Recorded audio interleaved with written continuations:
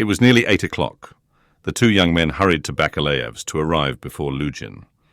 "Why? Who was that?" asked Razumihin, as soon as they were in the street.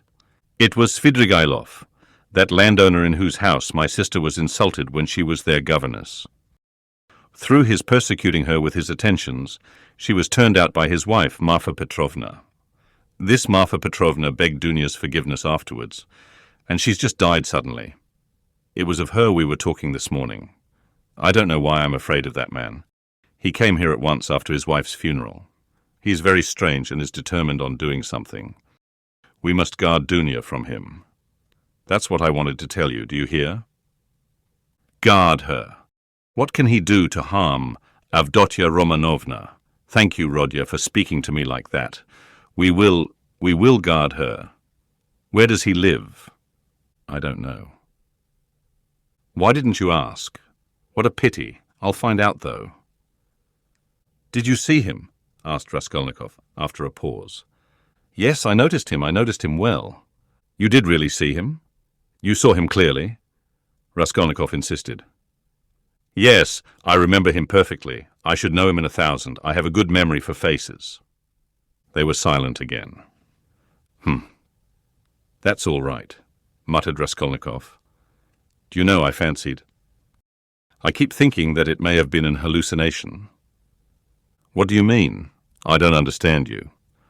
Well, you all say, Raskolnikov went on, twisting his mouth into a smile, that I am mad. I thought just now that perhaps I really am mad, and have only seen a phantom. What do you mean? Why, who can tell? Perhaps I am really mad, and perhaps everything that happened all these days may be only imagination. Ach, Rodya, you have been upset again. But what did he say? What did he come for? Raskolnikov did not answer. Razumihin thought a minute. Now, let me tell you my story, he began. I came to you. You were asleep. Then we had dinner, and then I went to Porfiry's. Zametov was still with him. I tried to begin, but it was no use. I couldn't speak in the right way. They don't seem to understand and can't understand, but are not a bit ashamed. I drew Porfiry to the window and began talking to him, but it was still no use. He looked away, and I looked away. At last I shook my fist in his ugly face and told him as a cousin I'd brain him. He merely looked at me, I cursed and came away. That was all. It was very stupid. To Zametov I didn't say a word. But you see, I thought I'd made a mess of it. But as I went downstairs, a brilliant idea struck me. Why should we trouble? Of course, if you were in any danger or anything. But why need you care? You needn't care a hang for them. We shall have a laugh at them afterwards. And if I were in your place, I'd mystify them more than ever. How ashamed they'll be afterwards. Hang them. We can thrash them afterwards, but let's laugh at them now. To be sure, answered Raskolnikov. But what will you say tomorrow? He thought to himself. Strange to say, till that moment it had never occurred to him to wonder what Razumihin would think when he knew. As he thought it, Raskolnikov looked at him. Razumihin's account of his visit to Porfiry had very little interest for him. So much had come and gone since then. In the corridor they came upon Luzhin. He had arrived punctually at 8 and was looking for the number, so that all three went in together without greeting or looking at one another. The young men walked in first, while Pyotr Petrovitch, for good manners, lingered a little in the passage, taking off his coat. Pulcheria Alexandrovna came forward at once to greet him in the doorway. Dounia was welcoming her brother. Pyotr Petrovitch walked in, and quite amiably, though with redoubled dignity, bowed to the ladies. He looked, however, as though he were a little put out and could not yet recover himself. Pulcheria Alexandrovna, who seemed also a little embarrassed, hastened to make them all sit down at the round table where a samovar was boiling. Dounia and Luzhin were facing one another on opposite sides of the table. Razumihin and Raskolnikov were facing Pulcheria Alexandrovna. Razumihin was next to Luzhin, and Raskolnikov was beside his sister. A moment's silence followed. Pyotr Petrovitch deliberately drew out a cambric handkerchief, reeking of scent, and blew his nose with an air of a benevolent man who felt himself slighted. and was firmly resolved to insist on an explanation. In the passage, the idea had occurred to him to keep on his overcoat and walk away, and so give the two ladies a sharp and emphatic lesson and make them feel the gravity of the position. But he could not bring himself to do this. Besides, he could not endure uncertainty, and he wanted an explanation. If his request had been so openly disobeyed, there was something behind it, and in that case, it was better to find it out beforehand. It rested with him to punish them, and there would always be time for that. "I trust you had a favourable journey," he inquired officially of Pulcheria Alexandrovna. "Oh, very, Pyotr Petrovitch. I am gratified to hear it. And Avdotia Romanovna is not over-fatigued either?" "I am young and strong. I don't get tired. But it was a great strain for Mother," answered Dounia. "That's unavoidable. Our national railways are of terrible length. Mother Russia, as they say, is a vast country. In spite of all my desire to do so, I was unable to meet you yesterday. But I trust all passed off without inconvenience." "Oh, no, Pyotr Petrovitch. It was all terribly disheartening," Pulcheria Alexandrovna hastened to declare with peculiar intonation. "And if Dmitri Prokofitch had not been sent us, I really believe by God himself we should have been utterly lost. Here he is, Dmitri Prokofitch Razumihin," she added, introducing him to Luzhin. "I had the pleasure—" "Yesterday," muttered Pyotr Petrovitch, with a hostile glance sidelong at Razumihin. Then he scowled and was silent.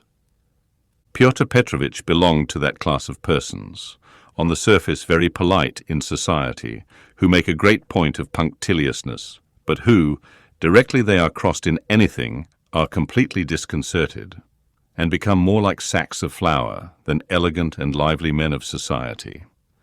Again all was silent. Raskolnikov was obstinately mute. Avdotia Romanovna was unwilling to open the conversation too soon. Razumihin had nothing to say, so Pulcheria Alexandrovna was anxious again. "Marfa Petrovna is dead, have you heard?" She began, having recourse to her leading item of conversation. "To be sure, I heard so. I was immediately informed, and I have come to make you acquainted with the fact that Arkady Ivanovich Svidrigaïlov set off in haste for Petersburg immediately after his wife's funeral. So at least I have excellent authority for believing." "To Petersburg? Here?" Dounia asked in alarm and looked at her mother.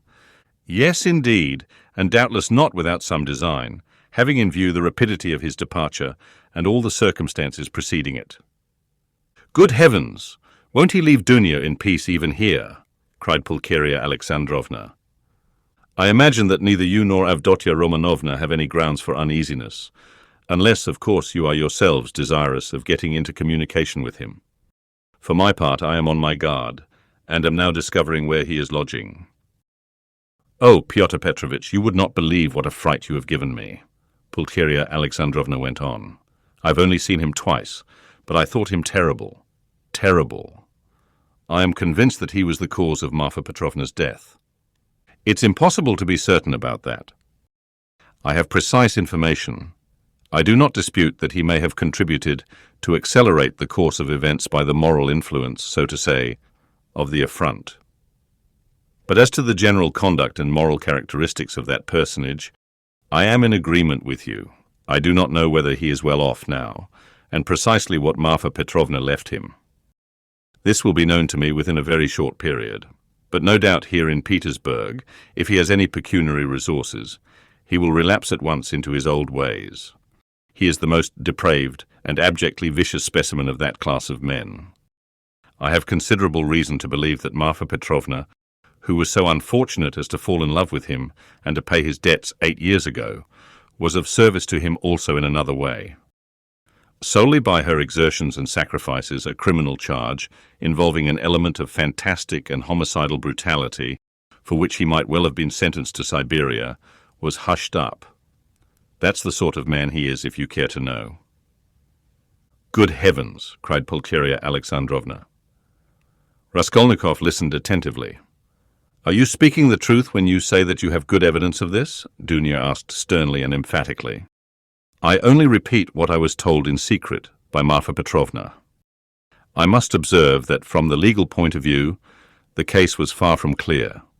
There was, and I believe still is, living here a woman called Reslich, a foreigner, who lent small sums of money at interest and did other commissions, and with this woman Svidrigaïlov had for a long while close and mysterious relations. She had a relation, a niece, I believe, living with her, a deaf and dumb girl of 15, or perhaps not more than 14. Reslich hated this girl and grudged her every crust. She used to beat her mercilessly.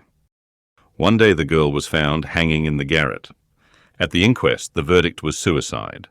After the usual proceedings, the matter ended, but later on, information was given that the child had been cruelly outraged by Svidrigaïlov.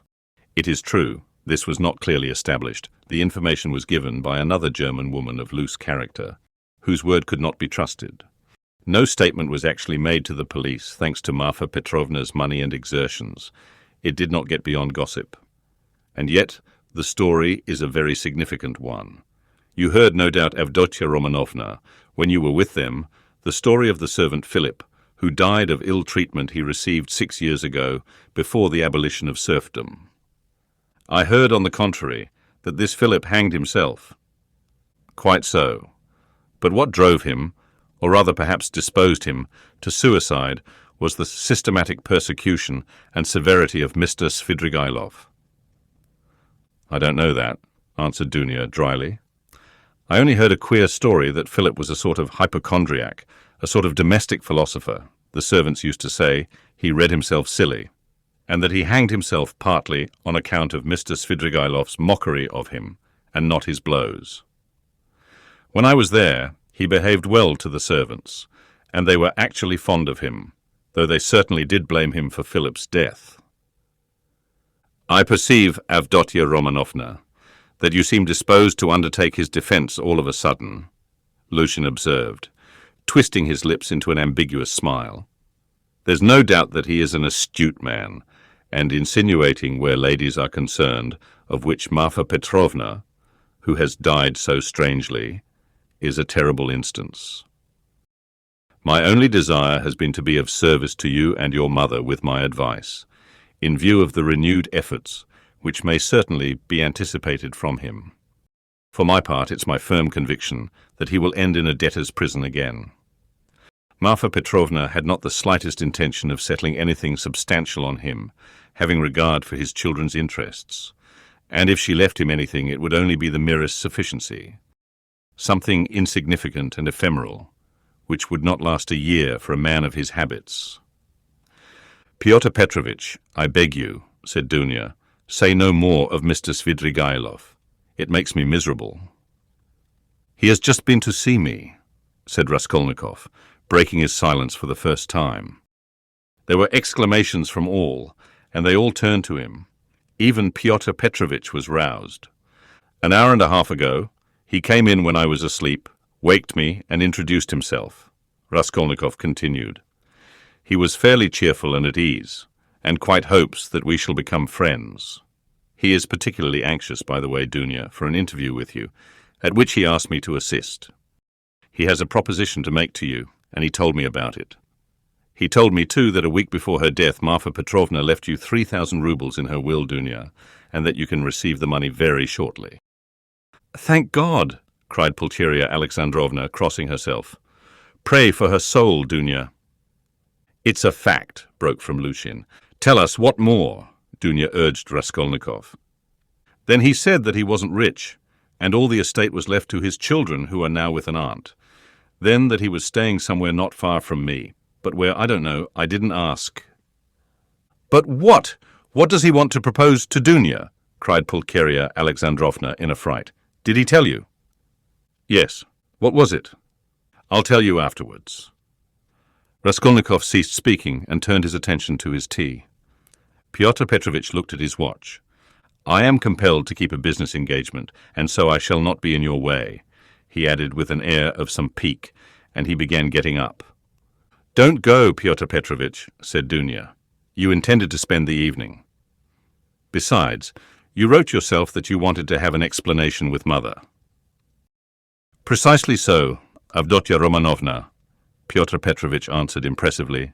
sitting down again, but still holding his hat. I certainly desired an explanation with you and your honoured mother, upon a very important point indeed. But as your brother cannot speak openly in my presence of some proposals of Mr. Svidrigaïlov, I, too, do not desire and am not able to speak openly, in the presence of others, of certain matters of the greatest gravity. Moreover, my most weighty and urgent request has been disregarded. Assuming an aggrieved air, Luzhin relapsed into dignified silence. Your request that my brother should not be present at our meeting was disregarded solely at my insistence, said Dounia. You wrote that you had been insulted by my brother. I think that this must be explained at once, and you must be reconciled. And if Rodya really has insulted you, then he should and will apologize. Pyotr Petrovitch took a stronger line. There are insults, Avdotia Romanovna, which no goodwill can make us forget. There is a line in everything which it is dangerous to overstep, and when it has been overstepped, there is no return. That wasn't what I was speaking of exactly, Pyotr Petrovitch, Dounia interrupted with some impatience. Please understand that our whole future depends now on whether all this is explained and set right as soon as possible. I tell you frankly at the start that I cannot look at it in any other light, and if you have the least regard for me, all this business must be ended today, however hard that may be. I repeat that if my brother is to blame, he will ask your forgiveness. I am surprised at your putting the question like that, said Luzhin, getting more and more irritated. Esteeming, and so to say, adoring you, I may at the same time, very well indeed, be able to dislike some member of your family. Though I lay claim to the happiness of your hand, I cannot accept duties incompatible with... Ah, don't be so ready to take offence, Pyotr Petrovitch, Dounia interrupted with feeling, and be the sensible and generous man I have always considered, and wish to consider you to be. I've given you a great promise. I am your betrothed. Trust me in this matter, and believe me, I shall be capable of judging impartially. My assuming the part of judge is as much a surprise for my brother as for you. When I insisted on his coming to our interview today after your letter, I told him nothing of what I meant to do. Understand that if you are not reconciled, I must choose between you. It must be either you or he. That is how the question rests on your side and on his. I don't want to be mistaken in my choice, and I must not be. For your sake, I must break off with my brother. For my brother's sake, I must break off with you. I can find out for certain now whether he is a brother to me, and I want to know it, and of you, whether I am dear to you, whether you esteem me, whether you are the husband for me. Avdotia Romanovna, Luzhin declared huffily, your words are of too much consequence to me. I will say more. They are offensive in view of the position I have the honour to occupy in relation to you. To say nothing of your strange and offensive setting me on a level with an impertinent boy, you admit the possibility of breaking your promise to me. You say, you or he, showing thereby of how little consequence I am in your eyes. I cannot let this pass, considering the relationship and the obligations existing between us. What? Cried Dounia, flushing. I set your interest beside all that has hitherto been most precious in my life, what has made up the whole of my life, and here you are, offended at my making too little account of you. Raskolnikov smiled sarcastically. Razumihin fidgeted, but Pyotr Petrovitch did not accept the reproof. On the contrary, at every word he became more persistent and irritable, as though he relished it. Love for the future partner of your life, for your husband, ought to outweigh your love for your brother, he pronounced sententiously, and in any case I cannot be put on the same level. Although I said so emphatically that I would not speak openly in your brother's presence, nevertheless I intend now to ask your honoured mother for a necessary explanation on a point of great importance, closely affecting my dignity. Your son, he turned to Pulcheria Alexandrovna, yesterday in the presence of Mr. Razutkin, or I think that's it?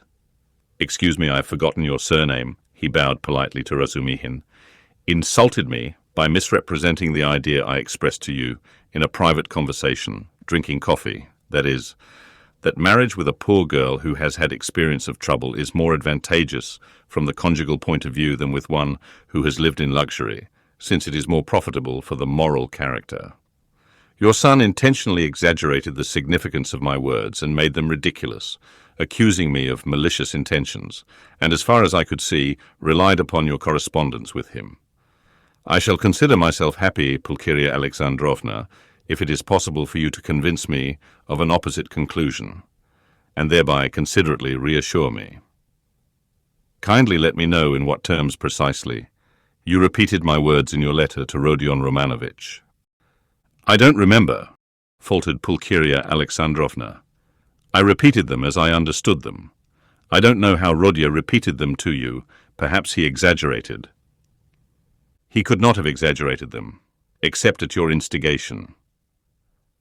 Pyotr Petrovitch, Pulcheria Alexandrovna declared with dignity, the proof that Dounia and I did not take your words in a very bad sense is the fact that we are here.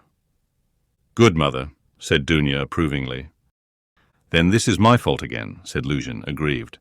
Well, Pyotr Petrovitch, you keep blaming Rodion, but you yourself have just written what was false about him, Pulcheria Alexandrovna added, gaining courage. I don't remember writing anything false. You wrote, Raskolnikov said sharply, not turning to Luzhin, that I gave money yesterday not to the widow of the man who was killed, as was the fact, but to his daughter, whom I had never seen till yesterday. You wrote this to make dissension between me and my family, and for that object added coarse expressions about the conduct of a girl whom you don't know.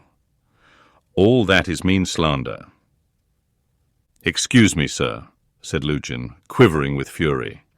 I enlarged upon your qualities and conduct in my letter solely in response to your sister's and mother's inquiries, how I found you, and what impression you made on me. As for what you've alluded to in my letter, be so good as to point out one word of falsehood, show, that is, that you didn't throw away your money, and that there are not worthless persons in that family, however unfortunate. To my thinking, you, with all your virtues, are not worth the little finger of that unfortunate girl at whom you throw stones. Would you go so far, then, as to let her associate with your mother and sister? I have done so already, if you care to know. I made her sit down today with mother and Dounia. Rodya! Cried Pulcheria Alexandrovna. Dounia crimsoned, Razumihin knitted his brows. Luzhin smiled with lofty sarcasm. You may see for yourself, Avdotia Romanovna, he said, whether it is possible for us to agree. I hope now that this question is at an end, once and for all. I will withdraw, that I may not hinder the pleasures of family intimacy and the discussion of secrets. He got up from his chair and took his hat. But in withdrawing, I venture to request that for the future I may be spared similar meetings, and so to say, compromises. I appeal particularly to you, honoured Pulcheria Alexandrovna, on this subject, the more as my letter was addressed to you, and to no one else. Pulcheria Alexandrovna was a little offended. You seem to think we are completely under your authority, Pyotr Petrovitch. Dounia has told you the reason your desire was disregarded. She had the best intentions. And indeed you write as though you were laying commands upon me. Are we to consider every desire of yours as a command?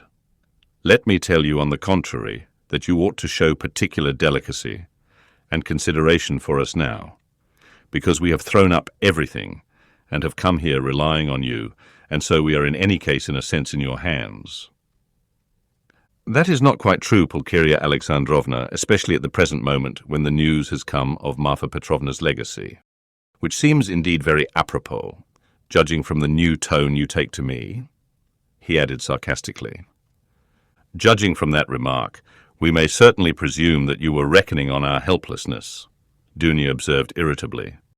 But now in any case I cannot reckon on it, and I particularly desire not to hinder your discussion of the secret proposals of Arkady Ivanovich Svidrigaïlov, which he has entrusted to your brother, and which have, I perceive, a great and possibly a very agreeable interest for you. Good heavens! Cried Pulcheria Alexandrovna. Razumihin could not sit still on his chair. Aren't you ashamed now, sister? Asked Raskolnikov. I am ashamed, Rodya, said Dounia. Pyotr Petrovitch, go away. She turned to him, white with anger. Pyotr Petrovitch had apparently not at all expected such a conclusion. He had too much confidence in himself, in his power, and in the helplessness of his victims. He could not believe it even now. He turned pale and his lips quivered. Avdotia Romanovna, if I go out of this door now, after such a dismissal, then you may reckon on it. I will never come back. Consider what you are doing. My word is not to be shaken. What insolence! Cried Dounia, springing up from her seat. I don't want you to come back again. What? So that's how it stands, cried Luzhin, utterly unable to the last moment to believe in the rupture, and so completely thrown out of his reckoning now. So that's how it stands. But do you know, Avdotia Romanovna, that I might protest? What right have you to speak to her like that? Pulcheria Alexandrovna intervened hotly. And what can you protest about? What rights have you? Am I to give my Dounia to a man like you? Go away, leave us altogether. We are to blame for having agreed to a wrong action, and I above all. But you have bound me, Pulcheria Alexandrovna, Luzhin stormed in a frenzy. By your promise, and now you deny it, and... Besides, I have been led on account of that into expenses. This last complaint was so characteristic of Pyotr Petrovitch that Raskolnikov, pale with anger and with the effort of restraining it, could not help breaking into laughter. But Pulcheria Alexandrovna was furious. Expenses? What expenses? Are you speaking of our trunk? But the conductor brought it for nothing for you. Mercy on us, we have bound you. What are you thinking about, Pyotr Petrovitch? It was you bound us hand and foot, not we. Enough, mother, no more, please, Avdotia Romanovna implored. Pyotr Petrovitch, do be kind and go. I am going, but one last word, he said, quite unable to control himself. Your mamma seems to have entirely forgotten that I made up my mind to take you, so to speak, after the gossip of the town had spread all over the district in regard to your reputation. Disregarding public opinion for your sake and reinstating your reputation, I certainly might very well reckon on a fitting return, and might indeed look for gratitude on your part. And my eyes have only now been opened.